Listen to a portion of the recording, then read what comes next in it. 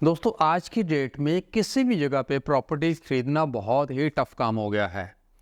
तो वास्तु के अनुसार कौन सी ऐसी चीज़ों का ध्यान रखा जाए कि वो प्रॉपर्टी आपको फलदायी हो, यानी कि कोई ऐसी प्रॉपर्टी आपके पास ना आ जाए जिसकी वजह से आपके और आपके परिवार को सारी उम्र नुकसान सहना पड़े या सफ़र करना पड़े। तो वास्तु के अनुसार हम आज जानेंगे कि कौन कौन से ऐसे टिप्स हैं कि प्रॉपर्टी खरीदते वक्त आपको उन चीज़ों का ध्यान रखना है। तो चलिए स्टार्ट करते हैं इस वीडियो को। नमस्कार, मैं आपका vastu coach and consultant Deepak Kumar Saini.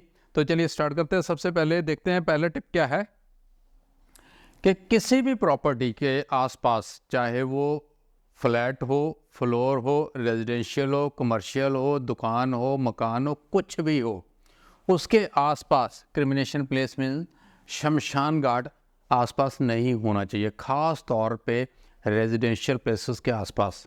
ठीक है, तो कम से कम लोग मेरे से पूछते हैं कि कितनी दूरी होनी चाहिए। देखिए, जितना ज़्यादा दूर हो उतना अच्छा, लेकिन 3 से 5 किलोमीटर की दूरी तो कम से कम होनी ही चाहिए। तो पहली सबसे बड़ी दिक्कत ये आ जाती है कि वहाँ जब शमशान घाट के आसपास कोई हम प्रॉपर्टी लेते हैं, रेजिडेंशियल प्रॉपर्टी लेते हैं, तो वहाँ पर जो मुर्दों को या डेड बॉडी को जलाया जाता है, वहाँ से जो गैसेस निकलती है, तो जब विंड का फ्लो आपके घर की तरफ होता है और 8-10 घंटे आप घर में रहते हैं या सोते हैं, वो गैसेस आपकी बॉडी में या आपके घर पे रहती हैं, जिनका नेगेटिव इम्पैक्ट आपके और आपके परिवार पे आ सकता है। तो इसीलिए शायद जब हम किसी की डेथ पे जाते हैं, क्रिमिनेशन प्लेस पे जाते हैं, तो वहाँ उसके बाद लास्ट में एक रस्म करते हैं ना, मुँह हाथ धो लेते हैं और अच्छे से सफाई करते हैं चेहरे की। ठीक है, तो इसीलिए होता है कि अंदर जो टेम्परेरी गैसेस या कोई धुआं गया हुआ, गंदा धुआं गया हुआ है, वो हमारी बॉडी को नुकसान ना पहुंचाए। तो ऐसे वो धुआं उड़कर आपके घर पे, आपकी बॉडी के अंदर, आपके सांसों के अंदर आ सकता है। इसलिए इस चीज़ से दूर ही रहना ज़्यादा बढ़िया रहता है। और दूसरी चीज़ क्या है, दूसरा है किसी भी घर के आसपास हाई टेंशन वायर्स। ठीक है, सपोज कोई भी आप प्लॉट ले रहे हैं, ठीक है, प्लॉट के आसपास हाई टेंशन वायर नहीं होनी चाहिए।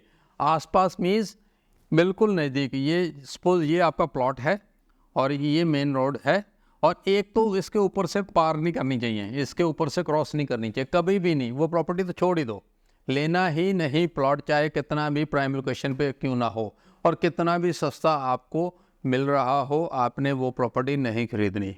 ठीक है। दूसरा, बिल्कुल उसके आगे से हाई टेंशन वायर ना गुजरे, ये भी डेंजरस है। और बिल्कुल उसके पीछे से भी ना गुजरे, बिल्कुल सटा हुआ नहीं होना चाहिए। ये दूरी कम से कम नहीं तो 300 से 500 मीटर कम से कम होनी चाहिए। तो अगर 500 मीटर दूर है तो आप उस पर चांस ले सकते हो, अदरवाइज ऐसी प्रॉपर्टी को छोड़ देना चाहिए।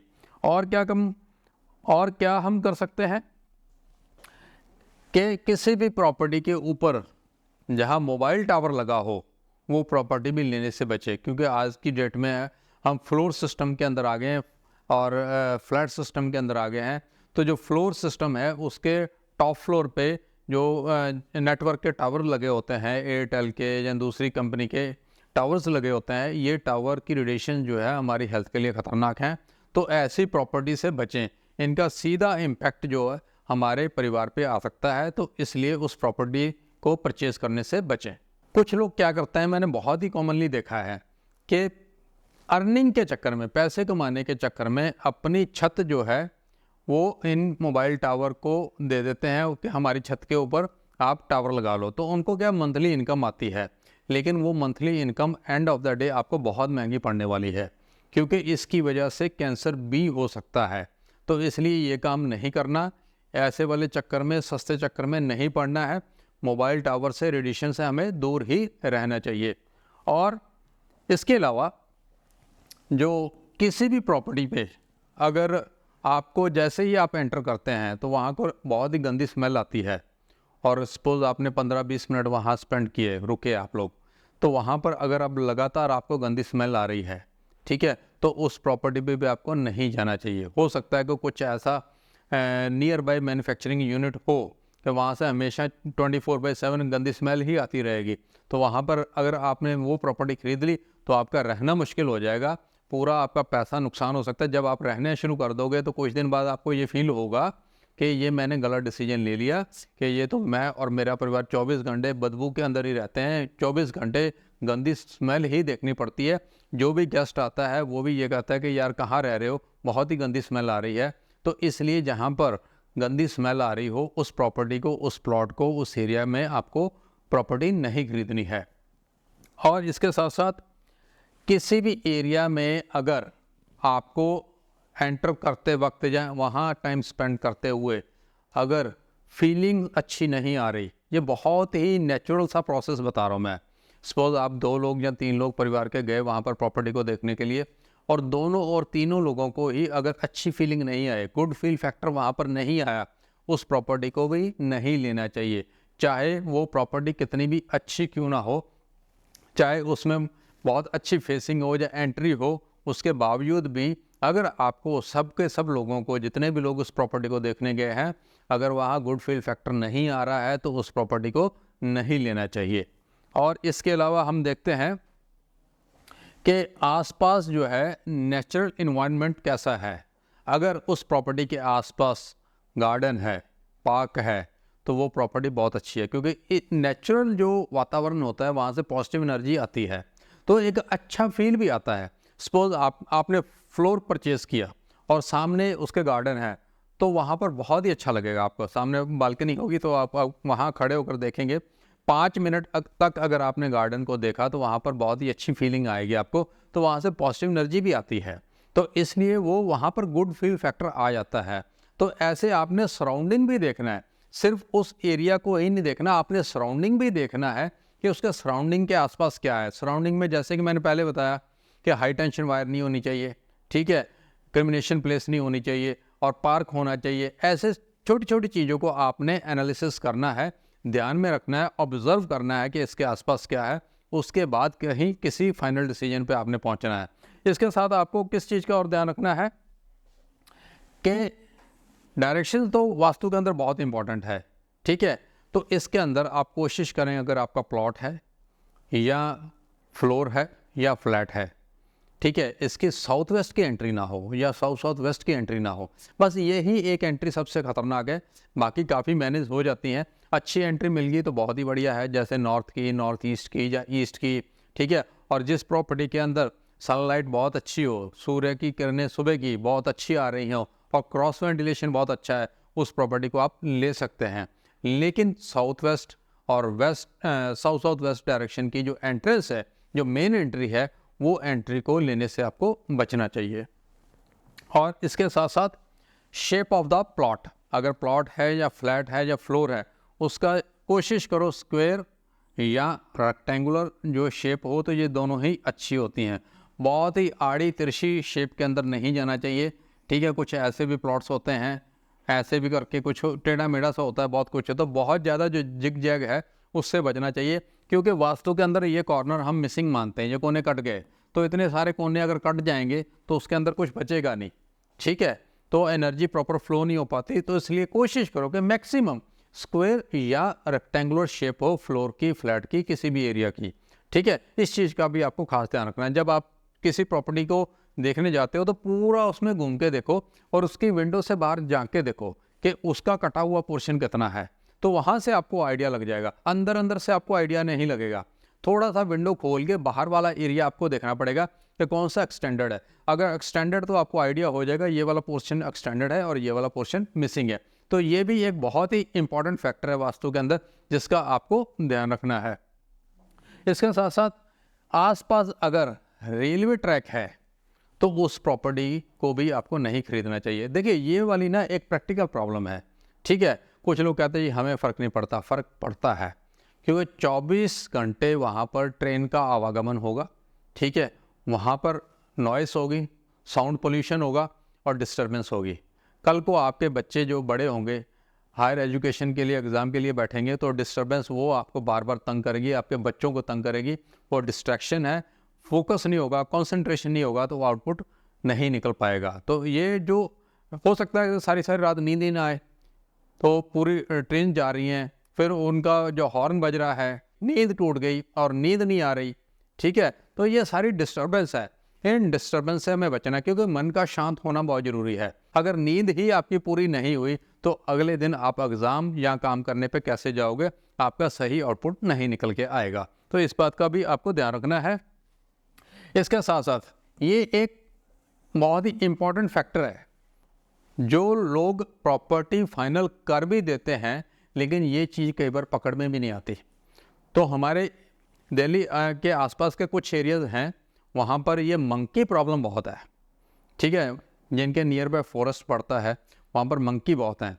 तो मैंने ये प्रैक्टिकल जब किया मेरे क्लाइंट के साथ, हुआ उनके साथ, तो मेरे को ये चीज़ समझ में आई, तो मैंने सोचा कि ये आपको बताना ज़रूरी है। उन्होंने एक प्लॉट लिया, पूरा घर बना दिया, ठीक है। तो घर बनाने के बाद ही उनको प्रैक्टिकल प्रॉब्लम ये आई कि वहाँ बंदर आने स्टार्ट हो गए। और इवन एक मेरा और क्लाइंट है, उनके तो घर के अंदर सुबह सुबह उनकी मिसेस को बंदर काट भी गया। तो वो बहुत ख़तरनाक चीज़ हो जाती है। आपका पूरा जो है दिन ख़राब होता है, एनर्जी ख़राब होती है, और एक न्यू हेल्थ इश्यूज़ पैदा हो जाते हैं, पूरा परिवार डिस्टर्ब हो जाता है। तो इसलिए वो प्रॉब्लम्स ना आए तो नियर बाय बंदर नहीं होने चाहिए। उस प्रॉपर्टी को देखो या पूछ लो, जो रियल एस्टेट एजेंट है उससे पूछो कि भाई आसपास बंदर तो नहीं है। अगर बंदर है तो उस प्रॉपर्टी पर ना जाओ, क्योंकि वो दिन के वक्त आएंगे, कभी भी आएंगे, शाम के वक्त आएंगे, कुछ आइटम उठा के ले जाएंगे, आपका नुकसान हो सकता है, किसी पे अटैक कर सकते हैं, आपका नुकसान हो सकता है, ठीक है। तो ऐसी प्रॉपर्टी पे क्यों जाना हमें जिसकी वजह से नुकसान हो। तो इन चीज़ों से भी आपको बचना चाहिए। इसके साथ साथ जो प्रॉपर्टी आप पसंद कर रहे हैं, कहीं वो सैंडविच तो नहीं बन रही। सैंडविच कैसे होता है, मान लो ये प्रॉपर्टी आपने पसंद की, राइट, और आपका एरिया है छोटा, सपोज आपने 200 गज का प्लॉट फाइनल किया, और साथ में है लेफ़्ट साइड पे हाई राइज बिल्डिंग या अपार्टमेंट, और राइट हैंड साइड पे हाई राइज बिल्डिंग या अपार्टमेंट। तो ये बीच वाला जो है सैंडविच बन गया, ठीक है। तो ये सैंडविच भी तकलीफ़ करता है, तो इस प्रॉपर्टी से भी आपको बचना चाहिए। तो आपने आसपास की प्रॉपर्टी का ज़रूर ध्यान रखना है कि लेफ़्ट साइड वाली बड़ी है, राइट साइड वाली बड़ी है, ईस्ट डायरेक्शन वाली बड़ी है, या वेस्ट वाली, साउथ वाली, नॉर्थ वाली। अगर ईस्ट साइड में आपकी हाई रेज बिल्डिंग आ गई तो मॉर्निंग की सनराइज आपके पास आएगी नहीं, तो फ़ायदा क्या हुआ, ठीक है। तो जैसे कि मैंने पहले बोला, कोई भी प्रॉपर्टी ऐसी देखनी जिसमें मॉर्निंग की रेज आए, सन रेज आनी चाहिए, क्रॉस वेंटिलेशन अच्छा आना चाहिए। अगर इस साइड पे ईस्ट और वेस्ट में दोनों साइड प्रॉपर्टी आ गई तो ब्लॉक हो गया, सैंडविच हो गया, तो इसमें अच्छे रिजल्ट नहीं मिलेंगे, परिवार हमेशा परेशानियों से ही घिरा रहता है। ये जो लोगों के साथ हो चुका है, वहीं से एक्सपीरियंस लेके मैं ये आपको बता रहा हूँ। और क्या कर सकते हैं हम लोग, बिल्डिंग की हिस्ट्री जानना बहुत ज़रूरी है। सपोज आप पूरा का पूरा फार्म हाउस ले रहे हैं या पूरी बिल्डिंग परचेज कर रहे हैं, ठीक है, तो एक बार उस बिल्डिंग की हिस्ट्री भी जांच लें कि उससे पहले कौन लोग रहते थे, उनके साथ क्या क्या हुआ, कोई मेजर इंसिडेंट तो नहीं हुआ। कई बार ऐसी भी प्रॉपर्टी होती है उसमें रिपीटेडली इंसिडेंट होते हैं, कुछ भी हो सकता है, एक्सीडेंट बार बार हुए उनके, या हेल्थ प्रॉब्लम बहुत हुई, या हम बहुत सारी हमेशा वहाँ चोरियाँ हुई हैं। तो बैक हिस्ट्री जानना भी ज़रूरी है। तो इसलिए नियर बाय आस पड़ोस से आप ये पता करें कि इस बिल्डिंग की हिस्ट्री क्या है, जो लोग पहले रह चुके हैं, ठीक है, उनके साथ ऐसा क्या हुआ, वो लोग आपको जो है आसपास वाले बता देंगे कि यहाँ पर कुछ दिक्कत है। तो इस बात का भी आपको ध्यान रखना पड़ेगा, थोड़ी सी मेहनत देखिए करनी पड़ेगी, क्योंकि प्रॉपर्टी लेना आसान नहीं है, जैसे कि मैंने स्टार्टिंग में बताया।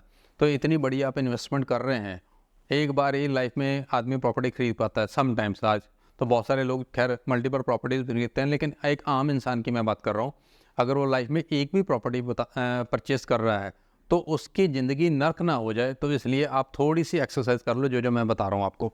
इसके साथ किन चीज़ों का ध्यान रखना है आपने, कहीं वहाँ पर पैरानॉर्मल एक्टिविटीज़ तो नहीं है। ज़्यादातर इन चीज़ों का पता नहीं लग पाता, जाने के बाद ही पता लगता है, लेकिन फिर भी आप आसपास के एरिया से पूछो, कोई ना कोई आपको उसकी हिस्ट्री बता ही देगा। कोई सज्जन पुरुष मिल जाएगा, कोई अच्छे इंसान मिल जाएंगे जो बताएंगे भैया यहाँ पर तो कुछ ना कुछ गड़बड़ है, यहाँ रात को आवाज़ें आती हैं, या यहाँ पर कुछ और हो जाता है, या किसी के अंदर डेथ हुई है, ठीक है, वो कोई ना कोई आपको बता देगा। इसकी आपको जांच पड़ताल करनी होगी, उससे पहले आपको पता नहीं चल पाएगा। अदरवाइज एंटर करोगे और उसके बाद इन चीज़ों का सामना करना पड़ेगा, फिर इलाज ढूंढोगे, तब तक बहुत देर हो चुकी होगी। तो पहले ही एक्सरसाइज कर लो तो ज़्यादा बेटर है। एक और मैं आपको कॉमन सी एक फॉर्मूला दे देता हूँ। मैं आपको कॉमन सा फार्मूला देता हूँ कि अगर आपने साइट सिलेक्शन करनी है और आपको वास्तु की ABC भी नहीं पता है तो क्या करना चाहिए। सिंपल है, आप परिवार के 2-3 लोग जाओ और साथ में एक 5-7 साल का बच्चा लेकर जाओ, ठीक है, और वहाँ पर 15-20 मिनट स्पेंड करो। जो प्रॉपर्टी आपको पसंद है, जो आपके बजट में है, जो लोकेशन आपको पसंद है, उस एरिया पे जाओ और 2-3 लोग जाओ, छोटा बच्चा साथ में लेकर जाओ और 15-20 मिनट टाइम वहाँ स्पेंड करो। फील करो कि वहाँ पर फीलिंग कैसे आती है और बच्चे को थोड़ी देर के लिए वहाँ छोड़ दो, खुला छोड़ दो। अगर वो खेल रहा है तो अच्छा है, अगर वो बच्चा कह रहा है नहीं चलो यहाँ से, ठीक है, छोटा बच्चा खास तौर पे, तो वो इंडिकेशन है। अगर बच्चे का मन भाग रहा है वहाँ से, ठीक है, और आपका भी मन भाग रहा है, तो वहाँ पर उस प्रॉपर्टी में कोई समस्या है, कोई नेगेटिविटी है, ठीक है। कई बार बच्चे रोना स्टार्ट कर देते हैं, बहुत ही छोटा बच्चा होगा तो रोना भी स्टार्ट कर देगा, छोटा बच्चा खेलना भी स्टार्ट कर देता है, छोटा बच्चा एकदम से वहाँ जाके खुश होना भी स्टार्ट कर देता है। तो ये एक छोटे छोटे सिम्टम्स हैं। तो ये अगर आप उसको ऑब्जर्व करोगे तो आपको उस प्रॉपर्टी का रिएक्शन पता चल जाएगा। तो ये सारी चीज़ें ऑब्जर्व करते हुए आप किसी फाइनल नतीजे पे पहुँचो। इसके साथ एक और इम्पॉर्टेंट फैक्टर है कि जिस एरिया के अंदर आप प्रॉपर्टी खरीद रहे हैं तो थोड़ा सा दूर जाके देखो, 2-3 किलोमीटर का एरिया सर्वे करो कि आसपास कोई नाला तो नहीं है, कोई ड्रेन तो नहीं है। तो ड्रेन के आसपास भी आपको प्रॉपर्टी नहीं लेनी चाहिए। क्यों नहीं लेनी चाहिए? क्योंकि उस ड्रेन से ना जो गैसेस निकलती हैं वो गैसेस भी आपके घर तक आती हैं और ज़्यादातर ये देखा गया सबसे पहले तो AC ही ख़राब हो जाते हैं, ठीक है। हर समर सीज़न के अंदर AC का चैलेंज बन जाता है, हर पूरे घर के AC ख़राब हो जाते हैं तो आदमी परेशान हो जाता है। तो ये नाले की जो गैसेस है आपके वहाँ तक आ रही हैं, उसकी वजह से AC ख़राब हो रहे हैं। आप ये मान के देखो कि अगर AC ख़राब हो रहे हैं तो हमारी बॉडी पे भी तो इम्पैक्ट आ रहा होगा कभी ना कभी। तो इन द लॉन्ग रन आपको बाद में पता चलेगा कि हमारे हेल्थ में ये इश्यूज़ आ चुके हैं, बहुत बड़ी समस्या आ गई है, हमारे परिवार में हेल्थ इश्यूज़ बढ़ गए हैं। तो ये इसकी वजह से होता है, ख़ास तौर पे जो ओपन ड्रेन्स होते हैं, ठीक है। कवर्ड भी तंग करते हैं लेकिन ओपन तो बहुत ज़्यादा रिस्की हैं। तो इस टाइप की प्रॉपर्टी भी आपको नहीं लेनी है जिसके बिल्कुल ही पास में, यानी कि 200-300 मीटर के आसपास में ही ड्रेन हो। ये ड्रेन कम से कम 4-5 किलोमीटर, 6 किलोमीटर या 10 किलोमीटर दूर हो तो ठीक है, लेकिन बिल्कुल आसपास एरिया में आपको ड्रेन वाली प्रॉपर्टी नहीं लेनी है। और क्या हो सकता है? नियर बाय स्कूल नहीं होना चाहिए। इसका भी ये प्रैक्टिकल प्रॉब्लम ही फेस करनी पड़ती है लोगों को कि आसपास स्कूल है तो ट्रैफिक जाम, बच्चों की चेंजे पोंपों, हॉर्न, ठीक है, साउंड पोल्यूशन, डिस्टर्बेंस, ये सिर्फ और सिर्फ डिस्टर्बेंस की वजह से है। सुबह के वक्त भीड़ भाड़, दोपहर के वक्त भीड़ भाड़ और जिस दिन पेरेंट्स मीटिंग होती है उस दिन भीड़ भाड़। तो आप स्टक हो सकते हो, आपका टाइम वेस्ट हो सकता है, बहुत ही अर्जेंट मीटिंग है, आप वो वहाँ टाइम पे नहीं पहुँच सकते, आपने एयरपोर्ट पहुँचना है तो आप प्रॉब्लम में फंस सकते हो। तो इन चीज़ों से बचें। ये दूर की समस्या है जो हमें आज ही पहचाननी है।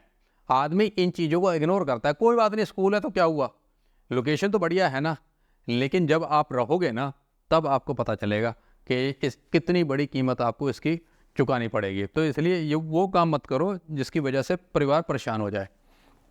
और नियर बाय या घर के ऊपर जो है इलेक्ट्रिकल पोल या सामने इलेक्ट्रिकल पोल भी नहीं होना चाहिए। आपकी मेन एंट्रेंस है, सपोज मेन एंट्रेंस ये वाली इतनी चौड़ी है, उसके सामने सेंटर में एंट्री के आगे लेफ़्ट साइड राइट साइड किसी भी डायरेक्शन में वो पोल नहीं होना चाहिए, बिजली का पोल नहीं होना चाहिए, ठीक है। वास्तुशास्त्र की भाषा में इसको वेद भी बोलते हैं, ठीक है। तो इस टाइप का कोई भी वेद अगर लग रहा है, जैसे रोड हिट कर रही है या सामने पोल है या ट्रांसफार्मर है, तो इन चीज़ों से भी आपको बचना चाहिए क्योंकि ये उस एरिया का इलेक्ट्रोमैग्नेटिक फील्ड डिस्टर्ब कर देते हैं, तो इसका नेगेटिव इम्पैक्ट आ सकता है। तो इसलिए इन चीज़ों से आपको बचना है। और क्या है, ये पहले मैंने बताया कि अगर आपके प्रॉपर्टी के सामने या नियर बाई पार्क है, अगर आपकी प्रॉपर्टी नॉर्थ ईस्ट फेसिंग है और सामने पार्क है तो ये सोने पे सुहागा है क्योंकि पॉजिटिव एनर्जी का फ्लो नॉर्थ ईस्ट से आता है। तो ये आपको बेनिफिट देगा। सुबह उठते ही पॉजिटिव एनर्जी आपके घर पे आएगी। जैसे आपने विंडो ओपन कर दी, कर्टन साइड पे कर दिए, तो पॉजिटिव एनर्जी का फ्लो आपके घर पे आएगा और बहुत एक अच्छा मूड हो जाता है, एक बहुत ही अच्छा एहसास होता है। ठीक है, तो ऐसी वाली प्रॉपर्टी को आप चूज़ करो, भले ही थोड़ी सी महंगी हो, लेकिन ये वाली प्रॉपर्टी आपको हमेशा फ़ायदा देती रहेगी। तो ऐसा इन चीज़ों का आपको ध्यान रखना है। और इसके अलावा अगर आपको लगता है कि आप स्टक हो गए हो, 3-4 प्रॉपर्टी बहुत अच्छी हैं, लोकेशन अच्छी है, कोई नाला नहीं है आसपास, कोई रोड हिट नहीं कर रही, ठीक है, और उसके बावजूद भी आपको ये समझ में नहीं आ पा रहा कि कौन सी प्रॉपर्टी चूज़ करें वास्तु के एस्पेक्ट से, ठीक है, तो उसके लिए आपको कंसल्टेंट हायर करना चाहिए। थोड़ी सी फीस देके आप बहुत सारा बेनिफिट ले सकते हो। तो मेरा सजेशन है, अगर आपको नहीं समझ में आ रहा, आप कंफ्यूज्ड हो, तो आपको नियर बाय जो एक्सपर्ट है उसकी सलाह लेनी चाहिए। आप मुझसे या मेरी टीम से भी आप बात कर सकते हो अगर आपको बहुत ही अच्छी कोई साइट सिलेक्शन करवानी है तो दोस्तों उम्मीद करता हूँ ये वीडियो आपके लिए बहुत इन्फॉर्मेटिव होगी। अगर साइट सिलेक्शन से रिलेटेड आपका कोई भी क्वेश्चन है तो आप मुझे DM कर सकते हैं और मिलते हैं नेक्स्ट वीडियो में नए टॉपिक के साथ। धन्यवाद।